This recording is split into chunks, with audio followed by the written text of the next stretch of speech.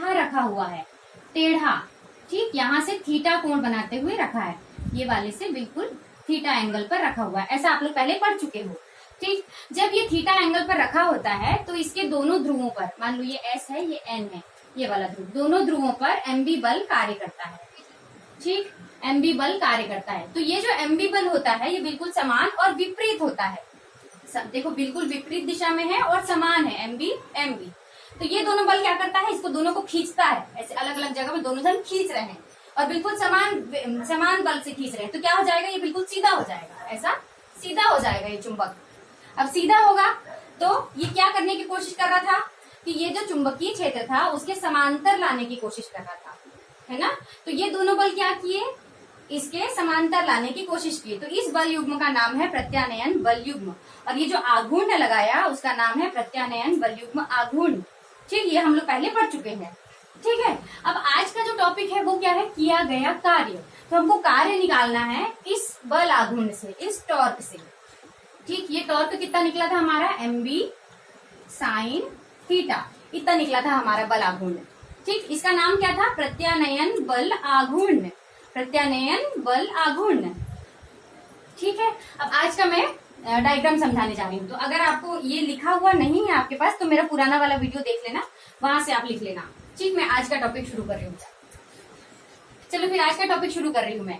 सबसे पहले आप क्या ले रहे हैं, एक चुंबकीय क्षेत्र है, माने आप चुंबकीय क्षेत्र, ठीक है, एक समान चुंबकीय क्षेत्र लिए।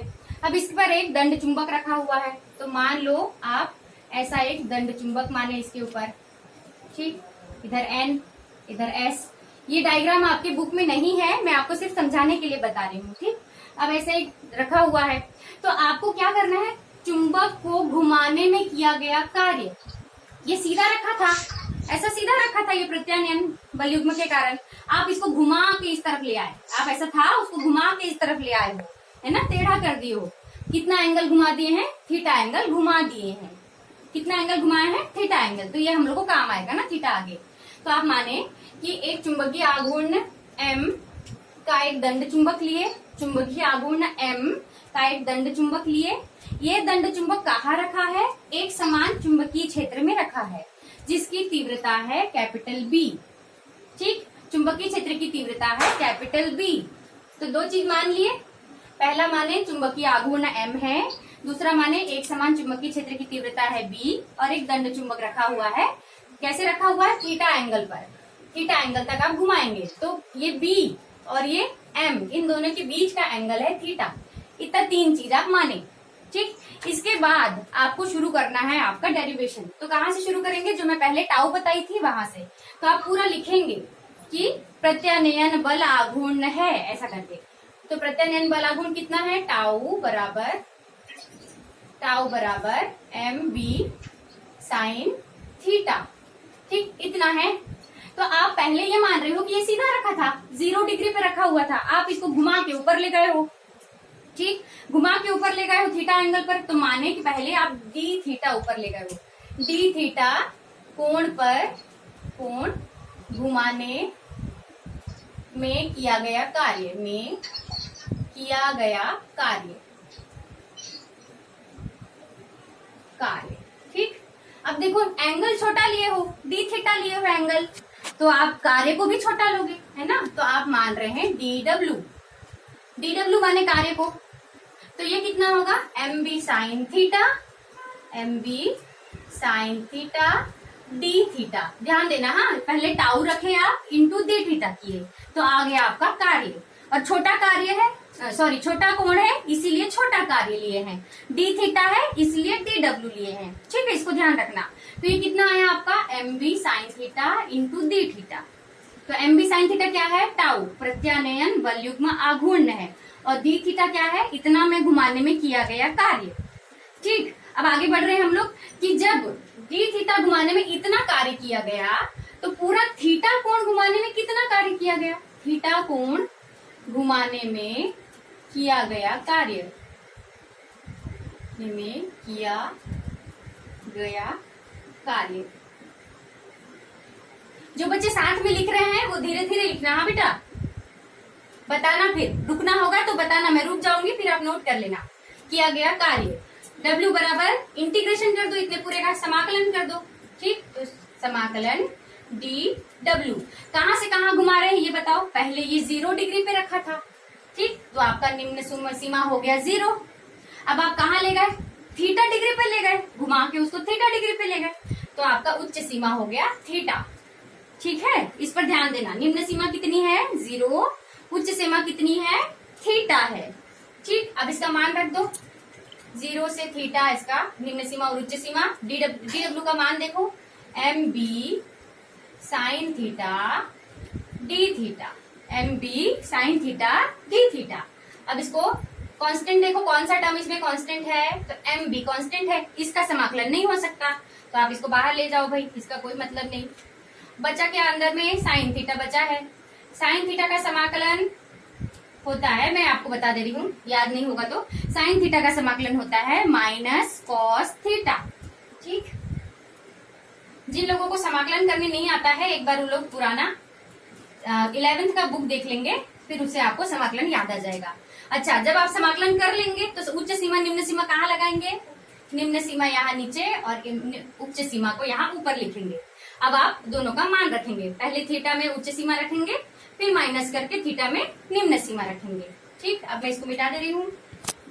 किसी को लिखना होगा तो बता देना ना, रुको करके।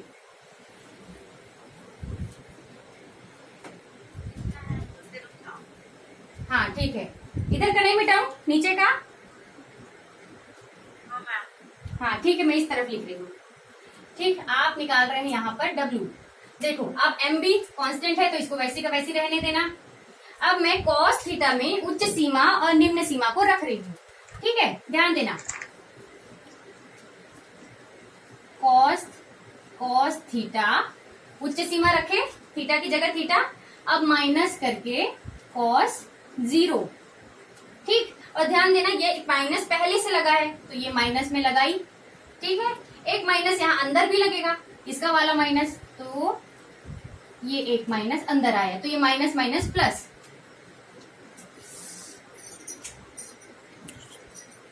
एम बी ये आया माइनस कॉस थीटा, इसको क्या हो गया है, प्लस माइनस माइनस का यहाँ आया प्लस कॉस 0। कॉस 0 कितना होता है, 1 होता है। ठीक है, वो कलर का है ग्रीन। हाँ, तो माइनस कॉस थीटा प्लस 1, ये कितना आया, M B 1 minus cos theta. ये है आपका कार्य का व्यंजक। ठीक है, ये पहला वाला आपका सॉल्व हो गया। क्या निकालना था, किया गया कार्य और स्थितिज ऊर्जा, तो ये पहला वाला सॉल्व हो गया। इसके नीचे आप लिखेंगे समरूप चुंबकीय क्षेत्र में स्थित दंड चुंबक को घुमाने में किया गया कार्य का व्यंजक है। ठीक, ऐसे करके ये वाला समीकरण लिखना। अब आप लोग ये नोट कर लो, फिर बताना, मिटा दूंगी। तो पहला जो बनाया है वैसे सेम बनेगा ना, ध्यान से देखना। ठीक, आपका स्थितिज ऊर्जा का व्यंजक आप निकालोगे कैसे, ये बता रही हूँ। पहले स्थितिज ऊर्जा क्या होता है, मान लो कोई दंड चुंबक है। ठीक, तो दंड चुंबक मानेंगे तो वही NS होगा ध्रुव, फिर उसका चुंबकीय आघूर्ण होगा, चुंबकीय आघूर्ण होगा उसका M, और B चुंबकीय क्षेत्र की तीव्रता होगी उसकी, ये जो चुंबकीय क्षेत्र की तीव्रता है ये B है। ठीक, अब ये टेढ़ा रखा हुआ है तो आपको थीटा कोण पर होगा, ऐसा सोचेंगे पहले। लेकिन असल में क्या होता है स्थितिज ऊर्जा के लिए, मैं पहले स्थितिज ऊर्जा होता क्या है ये समझा दे रही हूँ ना, इसको देख के बता रही हूँ। ठीक, किसी दंड चुंबक की स्थितिज ऊर्जा उसे उसके किसी मानक स्थिति मतलब हम मान लिए हैं कि बिल्कुल 90 डिग्री वाला है, बिल्कुल सीधा वाला है ना, इसको हम मानक स्थिति बोल रहे हैं। किसी दंड चुंबक की स्थितिज ऊर्जा उसकी मानक स्थिति से वर्तमान स्थिति मतलब ये टेढ़ा वाला वर्तमान स्थिति तक घुमाने में किए गए कार्य के रूप में संचित होती है। मतलब कार्य और स्थितिज ऊर्जा बराबर होगा, तो कौन सा वाला कार्य, मानक स्थिति से वर्तमान स्थिति तक घुमाने में किए गए कार्य के बराबर होगा। ठीक, किया गया कार्य स्थितिज ऊर्जा के रूप में संचित होता है, ये पहले पढ़े थे हम लोग, तो वही वाला थोड़ा सा डिफरेंस होके आया है कि मानक स्थिति से वर्तमान स्थिति तक घुमाने में किए गए कार्य को स्थितिज ऊर्जा कहते हैं। ठीक, मानक स्थिति क्या है, जैसे आपका ये बिल्कुल सीधा चुंबकीय क्षेत्र है तो बिल्कुल सीधा इसके लंबवत रखा होगा, दंड चुंबक। तो ये होगा आपका मानक स्थिति। तो यहाँ कितना एंगल बन रहा है? यहाँ बन रहा है आपका π/2। ये एंगल बना है आपका π/2।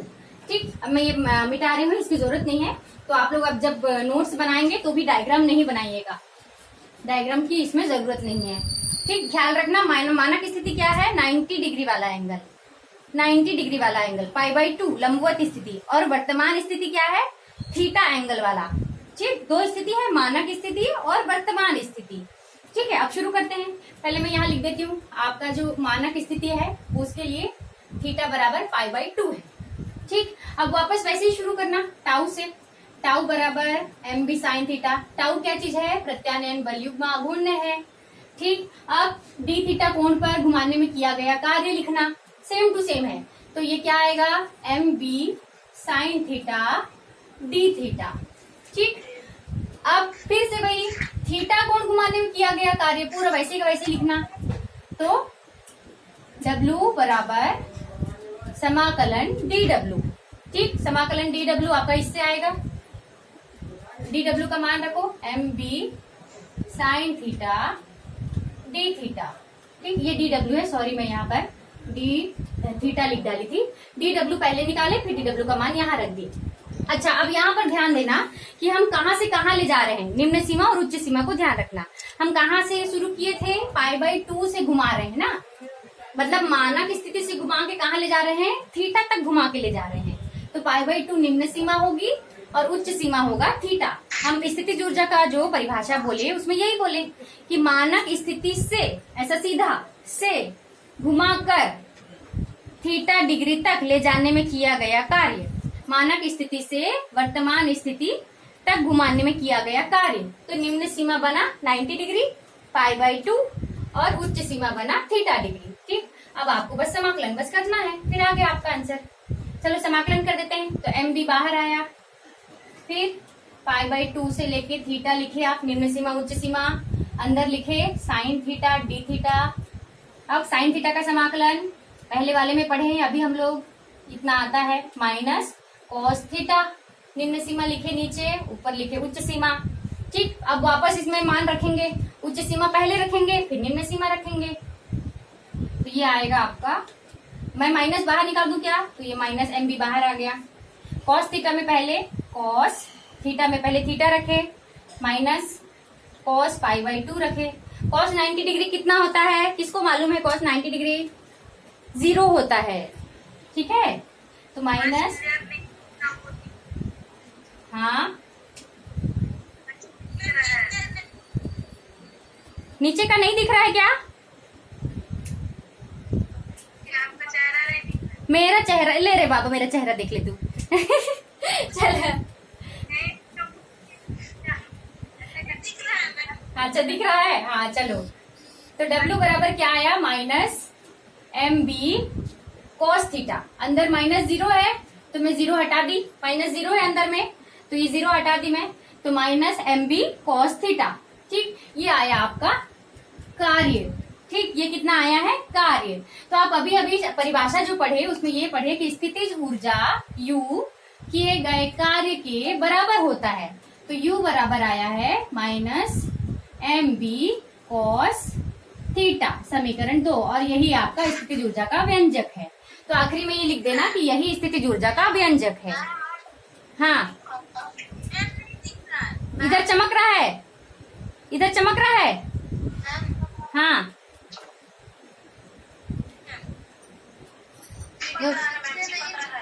इधर चमक रहा है, इस साइड, इस साइड बहुत ज्यादा रोशनी आ रहा है ना, क्योंकि मैं नहीं दिख रही हूँ। अच्छा, कुछ भी नहीं दिख रहा है। हाँ, नेटवर्क नहीं होगा ना, इसलिए अटक अटक के आ रहा है। अच्छा ठीक है, फिर बंद करते हैं, नेटवर्क नहीं हो रहा है तो। सबसे पहले आप लोग को होमवर्क दे देती हूँ भाई, इतना लिख लेना। फिर मैं होमवर्क दे दे रही हूँ आपको कि क्या करना है आपको। जैसे आप ये U निकाल लिए, उसके बाद आपको स्थिति निकालनी है। थीटा, पहला स्थिति थीटा बराबर 0 रखना, दूसरा स्थिति थीटा बराबर 90 डिग्री रखना, और तीसरा स्थिति थीटा बराबर 180 डिग्री रखना। तीनों का मान रखना। इसका मान आएगा, थीटा 0 होता है तो कॉस 0 आएगा ना। फिर 90 डिग्री रखोगे तो सॉरी ये 1 होता है कॉस 0 होता है 1 और कॉस 90 होगा आपका 0 और कॉस 180 होता है आपका -1। ठीक, ये 3 केस आपको निकाल के दिखाना है होमवर्क में। ठीक है, ये 3 केस, थीटा बराबर 0, थीटा बराबर 90 और थीटा बराबर 180 के लिए आपको 3 केस निकाल के बताना है। जिन लोगों को नहीं दिख रहा होगा उन लोग के लिए मैं अलग से फिर यूट्यूब वीडियो और बनाऊंगी। अगर नहीं समझ आया है इसमें तो यूट्यूब वीडियो बनाने बोलोगे तो बना दूंगी। अभी नहीं दिख रहा है।